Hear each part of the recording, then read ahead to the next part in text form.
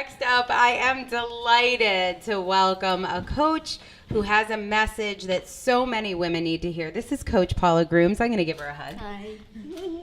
Thank you for joining me. So, Coach Paula, your book, Why Won't He Commit? How a Man Decides to Make You the One. Tell us about it. Well, it's a unique way for women to understand the male mind and how they commit differently, love differently, and bond differently than women do. We don't have to fix them? No, they're perfect the way they are, just like women are perfect. We're just yin and yang, night and day. Supposed to be different? Yes. All right. Yes. So powerful. I think there's so many times we just think like, why can't I change this person, male or female, but like, why can't I change this person?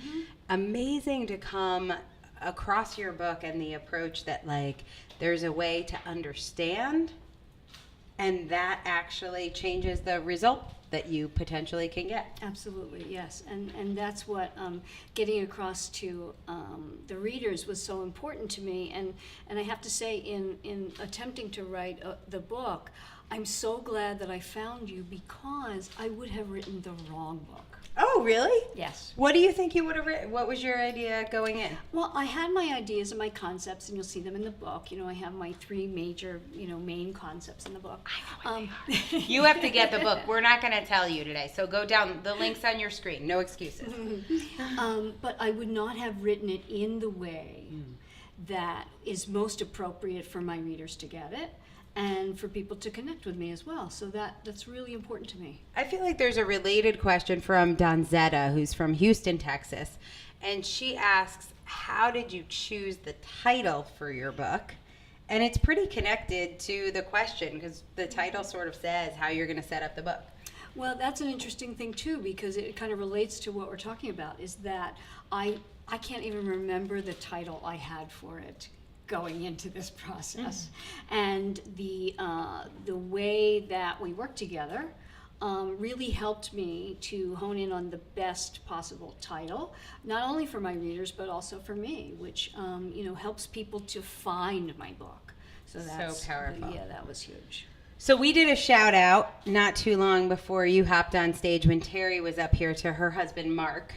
And I think you were sitting next to Terry when Mark had some flowers delivered to the castle, which I think is a great example of how men commit differently. Yeah. Oh, yes. Wonderful.